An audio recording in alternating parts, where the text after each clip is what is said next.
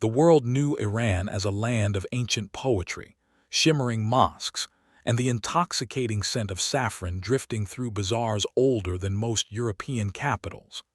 But beneath that timeless beauty, in the summer of 1953, something far more sinister was unfolding inside a nondescript office at the American Embassy in Tehran. A man named Kermit Roosevelt, the grandson of a former president of the United States, had just arrived in the country under a false name, carrying a suitcase filled with millions of dollars in cash, and a plan so audacious that even the CIA director who approved it privately admitted it had less than a 40% chance of success. His mission was simple on paper and catastrophic in its implications: to overthrow the democratically elected Prime Minister of Iran, Mohammad Mossadegh, a frail, 71-year-old man who had committed the unforgivable sin of nationalizing his own country's oil. What happened over the next 72 hours would not only destroy Iranian democracy for a generation, it would set into motion a chain of events whose consequences are still shaking the Middle East today. From the Islamic Revolution of 1979 to the nuclear standoff that keeps the world on edge right now. But before any of that could happen, 3 secret meetings had to take place. A king had to be convinced to betray his own prime minister, and an entire nation had to be deceived into believing that the voice of the people was the voice of chaos. This is the story most history books only tell you half of. If you find these kinds of stories fascinating, make sure to subscribe to the channel and turn on notifications so you never miss one. To understand why the most powerful intelligence agencies on Earth decided to destroy one man, you have to go back to a deal that was struck decades before anyone had ever heard of Mohammad Mossadegh. In 1908, a British businessman named William Knox Darcy struck oil in the deserts of southwestern Iran, and that single discovery transformed the entire geopolitical landscape of the 20th century. The Anglo-Iranian Oil Company, which would later become British Petroleum, built an empire on Iranian soil. They constructed the largest oil refinery in the world at Abadan, a sprawling industrial city on the Persian Gulf, where tens of thousands of Iranian workers toiled in brutal conditions, while British executives lived in manicured suburbs with swimming pools, tennis courts, and private cinemas. The Iranians who actually pulled the oil from their own earth were paid pennies. They lived in shanty towns without running water. They were forbidden from entering certain parts of their own city, and for decades, the Iranian government received a fraction of the profits that were pouring out of its own ground. By the late 1940s, the numbers were staggering. Britain was taking home more money from Iranian oil than Iran itself. In some years, the British government collected more in taxes from the Anglo-Iranian Oil Company than the entire Iranian nation received in royalties. It was, by any measure, one of the most lopsided economic arrangements in modern history, and the Iranian people knew it. This is where Mohammad Mossadegh enters the story, and where the path toward everything that would follow begins to take shape. Mossadegh was not a revolutionary in any traditional sense. He was an aristocrat, educated in Europe, a man who wore pajamas to parliament and wept openly during speeches, a figure so eccentric that Western journalists often underestimated him. But behind those theatrics was a legal mind of extraordinary precision and a patriotic conviction that burned with absolute clarity. He believed one thing above all else, that the oil beneath Iranian soil belonged to the Iranian people, and no foreign power had the right to take it from them. In 1951, the Iranian parliament voted unanimously to nationalize the oil industry, and Mossadegh was appointed prime minister to carry out that mandate. The celebrations in Tehran that night were unlike anything the country had seen. But in London, the reaction was one of cold, calculating fury. What most people did not know at the time was that, within weeks of the nationalization vote, British intelligence had already begun drafting plans to remove Mossadegh from power. The operation would eventually be called Boot by the British and Ajax by the Americans. and the man chosen to execute it on the ground would be a 37-year-old CIA officer who had never run a coup before. Kermit Roosevelt Jr. was not your typical spy.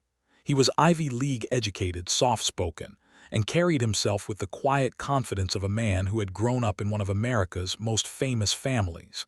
His grandfather, Theodore Roosevelt, had been president. His cousin, Franklin, had led the nation through World War II. But Kermit had chosen a different kind of public service, one conducted entirely in the shadows. When the CIA tapped him to lead Operation Ajax, he understood immediately that this was not just about Iran. It was about oil, yes, but it was also about something larger. The Cold War was at its peak. The Soviet Union was expanding its influence across the globe, and Washington was terrified that if Mossadegh stayed in power, Iran might drift into the Soviet orbit. The fact that Mossadegh was a nationalist, not a communist, was a distinction that mattered very little to the men making decisions in the White House. In their eyes, any leader who defied Western interests was a potential Soviet ally, and that was enough to seal his fate. Roosevelt crossed into Iran secretly in July of 1953, traveling overland from Iraq in the back of a car. He carried with him roughly $1 million in cash, a network of local contacts that the CIA had been cultivating for months, and a plan that hinged on one critical variable: the cooperation of the Shah. Mohammad Reza Pahlavi was, at that point, a young and deeply insecure monarch. He had inherited the throne from his father, who had been forced to abdicate by the Allies during World War II, and he lived in constant fear of losing his crown. Mossadegh's popularity terrified him. The prime minister's power had grown to the point where the Shah was little more than a ceremonial figurehead, and the humiliation ate at him daily. But when Roosevelt's agents first approached him with the plan to dismiss Mossadegh, the Shah hesitated. He wanted guarantees. He wanted to know that the Americans and the British were fully committed. Most of all, he was afraid. What the Shah did not know was that Roosevelt had already set into motion a campaign of chaos designed to make the coup appear inevitable, and the clock was already ticking. In the weeks leading up to the coup, Roosevelt held a series of clandestine meetings that would determine the fate of an entire nation. He met with Iranian military officers who had been promised promotions and power in the post-Mossadegh government. He met with religious leaders who had been convinced that Mossadegh was leading the country toward godless communism. He met with newspaper editors who agreed to publish fabricated stories portraying the prime minister as a Soviet puppet. And he met with the leaders of Tehran's criminal underworld, men who controlled the street gangs and the bazaar merchants, men who could mobilize thousands of people at a moment's notice for the right price. The CIA was not just planning a military takeover. They were engineering a psychological operation of extraordinary sophistication, one designed to make the Iranian people believe that the overthrow of their own elected leader was a spontaneous act of popular will. Declassified documents reveal that the agency spent the equivalent of several $1 million in today's money-bribing journalists, paying for propaganda, and funding fake protests. They planted stories in Iranian newspapers claiming that Mossadegh was secretly working with the Soviet Union. They hired thugs to pose as Mossadegh supporters and commit acts of violence, hoping to turn public opinion against the prime minister. The operation was a masterclass in manipulation, and it was about to be put to the ultimate test. But the first attempt did not go according to plan, not even close. On the night of August 15, 1953, the Shah finally signed the royal decrees that Roosevelt had been pressuring him to sign for weeks. One decree dismissed Mossadegh as prime minister. The other appointed General Fazlollah Zahedi, a military officer hand-picked by the CIA, as his replacement. A loyalist colonel named Nematollah Nasiri was dispatched to Mossadegh's residence to deliver the decree. It should have been straightforward. It was anything but. Mossadegh had been warned. His intelligence chief had intercepted communications suggesting that a coup was imminent, and when Colonel Nasiri arrived at the Prime Minister's home with the decree, he found himself surrounded by soldiers loyal to Mossadegh. He was arrested on the spot. Within hours, Mossadegh went on national radio and announced that a coup attempt had been foiled. The streets of Tehran erupted in celebration. Mossadegh's supporters poured out of their homes, cheering, chanting, believing that their democracy had survived. When the news reached the Shah, he panicked completely. Without telling anyone in the palace, he boarded a small plane with his wife, Queen Soria, and fled first to Baghdad and then to Rome, where he checked into a luxury hotel and waited for what he believed was the inevitable end of his reign. At CIA headquarters in Washington, the mood was equally grim. The operation appeared to have failed. Alan Dulles, the CIA director, began preparing to shut the whole thing down. But Kermit Roosevelt, still on the ground in Tehran, refused to accept defeat. He sent a now-famous cable back to headquarters that said, in essence, that he was not leaving. He believed the situation could still be salvaged. What Roosevelt understood, and what Washington did not, was that the battle was not over. It was just entering its most dangerous and unpredictable phase. The period between August 16th and August 19th, 1953, remains one of the most chaotic and consequential stretches in Iranian history. With the Shah gone and the first coup attempt exposed, Mossadegh faced a critical decision.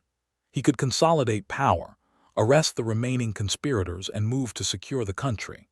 Instead, he hesitated.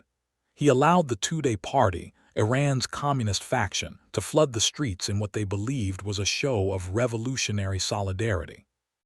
Tudeh members tore down statues of the Shah. They attacked symbols of the monarchy. They chanted slogans calling for the abolition of the throne, and this was exactly what Roosevelt had been waiting for. The sight of communists running wild through the streets of Tehran terrified the middle class, alienated the religious establishment, and gave the CIA operative precisely the narrative he needed. He began pouring money into the bazaars, paying gang leaders and strongmen to organize counter-demonstrations. He spread the word that Mossadegh had lost control, that the communists were taking over, that only the Shah could restore order. Within 48 hours, the mood in Tehran had shifted dramatically. What had been a celebration of democracy was transforming into a crisis of confidence, and Roosevelt was orchestrating every note of the chaos. The role of the clergy in this transformation cannot be overstated. Ayatollah Abolghasem Kashani, once a fierce ally of Mossadegh, had turned against the prime minister months earlier over political disagreements and personal rivalries. Through intermediaries, Roosevelt's network reached Kashani and other influential clerics, who began spreading the message in mosques and marketplaces that Mossadegh was a threat to Islam, that his alliance with the Tudeh communists proved he had abandoned the faith. In a deeply religious society, these whispers carried enormous weight. Shopkeepers who had supported Mossadegh began to have doubts. Military officers who had remained neutral started to reconsider their positions.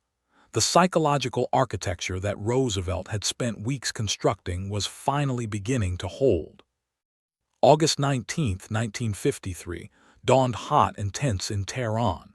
By mid-morning, crowds began gathering in the southern districts of the city, the poorer neighborhoods where the bazaar merchants and the street toughs held sway. These were not spontaneous gatherings.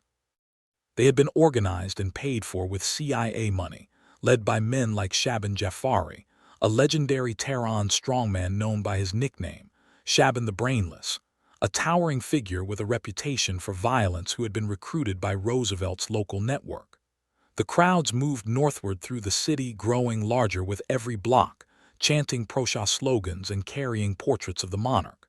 Some of these people genuinely supported the Shah. Others had been paid. And still others simply joined because the momentum of the crowd was impossible to resist. By noon, the demonstrations had turned into a full-scale assault on the institutions of government. Pro-Shah mobs attacked the offices of pro-Mossadegh newspapers. They ransacked the headquarters of political parties. They clashed with Mossadegh supporters in running street battles that left dozens dead and hundreds wounded. And then the military moved. General Zahedi, who had been hiding in a CIA safe house for days, emerged to take command of the loyalist forces. Tanks rolled through the streets of Tehran toward Mossadegh's residence.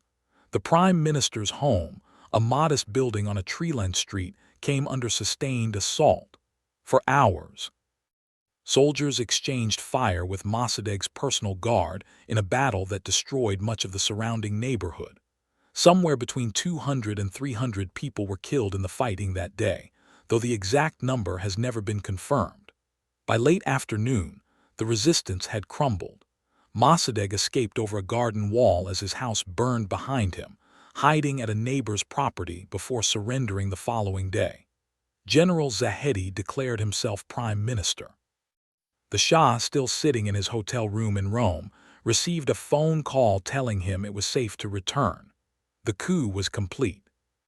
The Shah flew back to Tehran on August 22nd to a carefully staged hero's welcome. Crowds lined the streets, many of them the same people who had been paid to demonstrate days earlier, and the young king stepped off the plane with a new sense of authority that he had never possessed before. But the Iran he returned to was a fundamentally different country than the one he had fled. The democratic experiment was over. Mossadegh was arrested, tried in a military court, and sentenced to 3 years in prison, followed by house arrest for the rest of his life. He would spend his final years confined to his estate in the village of Ahmedabad, forbidden from speaking publicly, visited occasionally by loyal friends who had to be careful not to attract the attention of the secret police. He died in 1967, largely forgotten by the outside world, but remembered by many Iranians as the leader who had dared to stand up to the greatest powers on earth. The Shah, now firmly in control, moved quickly to ensure that no one would ever challenge him again. With American and Israeli assistance, he created SAVAK, a secret police force that became one of the most feared intelligence organizations in the Middle East. SAVAK agents monitored every aspect of Iranian life. They infiltrated universities, mosques, newsrooms, and labor unions. They arrested, tortured, and executed political opponents with impunity. The oil industry was denationalized, and a new consortium was established that gave American oil companies, for the first time, a significant share of Iranian petroleum. Britain got its oil back, America got a loyal Cold War ally, and the Iranian people got a dictator. The deal that had been struck in the shadows of Operation Ajax would define the country for the next 26 years. But the consequences of the coup extended far beyond Iran's borders, and far beyond anything the planners in Washington and London had imagined. The success of Ajax established a template that the CIA would use again and again throughout the Cold War, from Guatemala in 1954 to Chile in 1973. It taught American intelligence agencies that democratically elected governments could be overthrown cheaply, quickly, and with minimal direct military involvement. It created a doctrine of covert intervention that would destabilize nations across 3 continents for decades. And in Iran itself, the coup planted seeds of resentment that would eventually grow into something no one in 1953 could have predicted. For 26 years, the Shah ruled Iran with increasing extravagance and brutality. He spent billions on American weapons while his people struggled with poverty and inequality. He threw a legendary party at Persepolis in 1971, inviting world leaders to celebrate 2,500 years of the Persian monarchy with caviar, champagne, and golden tents, while ordinary Iranians could not afford bread.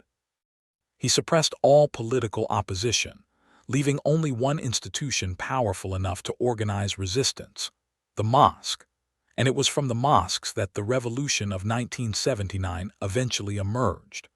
When Ayatollah Ruhollah Khomeini stood before millions of Iranians and declared the end of the monarchy, many of the grievances he articulated were rooted directly in the events of 1953. The memory of Mossadegh's overthrow, the humiliation of foreign interference, the betrayal of democracy by the very nations that claimed to champion it, these were not abstract historical concepts to the Iranian people. They were living wounds. The American embassy in Tehran that was seized by revolutionary students in November of 1979 was the same embassy from which Kermit Roosevelt had orchestrated the coup. That was not a coincidence. The students knew exactly what that building represented. Declassified CIA documents released in 2013 finally confirmed what Iran had been saying for decades, that the 1953 coup was a joint American and British operation designed to protect Western oil interests. The documents revealed the extent of the propaganda campaign, the bribery networks, the hired mobs, and the systematic manipulation of Iranian politics. When Secretary of State Madeleine Albright acknowledged in 2000 that the United States had played a significant role in the overthrow of Mossadegh, it was the first time an American official had publicly admitted what Iranians had never forgotten. But for many, the acknowledgement came far too late to heal the damage. The story of Operation Ajax is not just a story about Iran, and it is not just a story about oil. It is a story about what happens when powerful nations decide that they have the right to choose other people's leaders for them. It is a story about the arrogance of empire and the long memory of the people who suffer its consequences. Mohammad Mossadegh wanted nothing more than for the profits of Iranian oil to benefit the Iranian people. For that, he was destroyed. The democracy he represented was crushed, and the world that emerged from that destruction is the one we are still living in today. Every time the word Iran appears in a headline about nuclear weapons, about regional conflict, about tensions with the West, the ghost of 1953 is there, hovering just beneath the surface. The 72 hours that changed Iran did not just change one country. They changed the entire architecture of power in the Middle East, and the reverberations have not stopped yet. Some wounds heal with time, others simply grow deeper. And the wound that was opened in Tehran in the summer of 1953 is one that neither Iran nor the world has ever fully reckoned with.